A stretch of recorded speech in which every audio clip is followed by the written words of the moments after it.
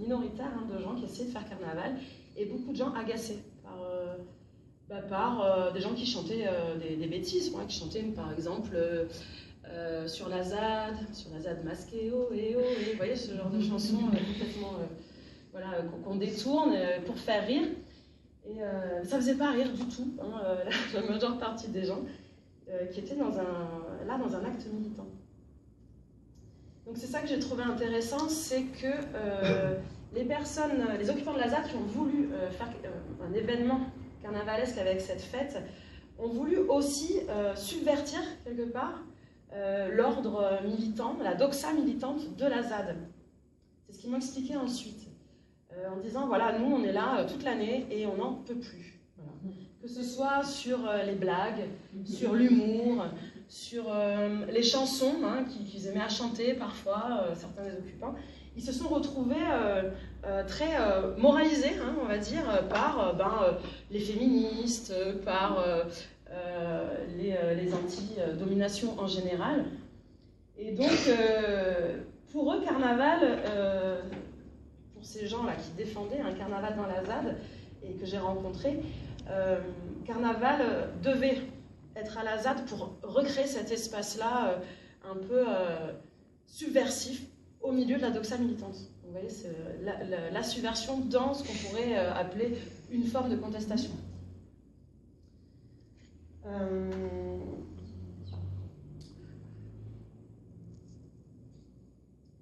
Donc, c'est là où j'en arrive à cette idée de tradition et subversion.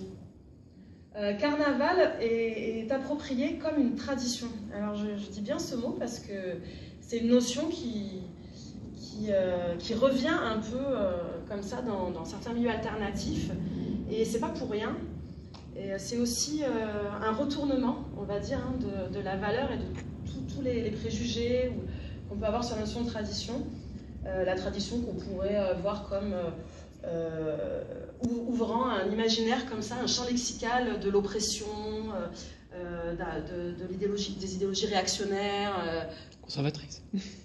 Ouais, ou tout simplement une culture conservatrice.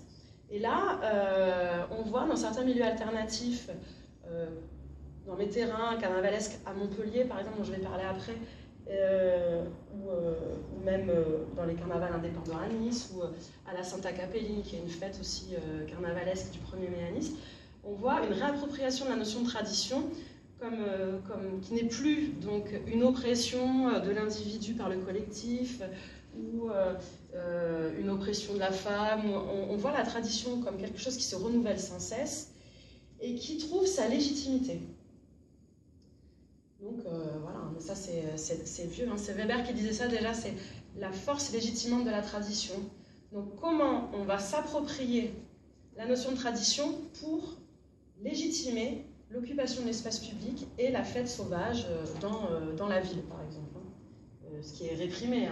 Et donc on va se servir de cet argument de la tradition pour trouver une légitimité à le faire.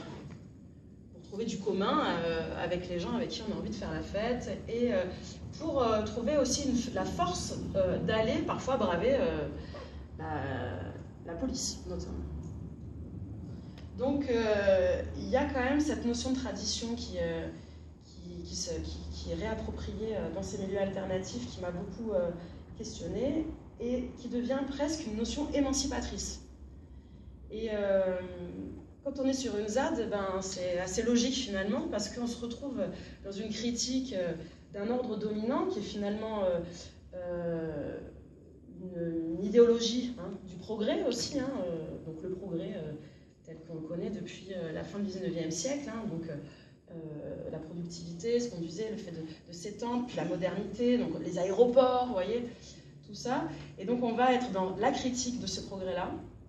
Donc la notion de tradition vient contrebalancer ce progrès qui finalement détruirait aussi, ne serait pas l'égalité pour tous et le progrès social. On est dans un progrès du coup d'accumulation.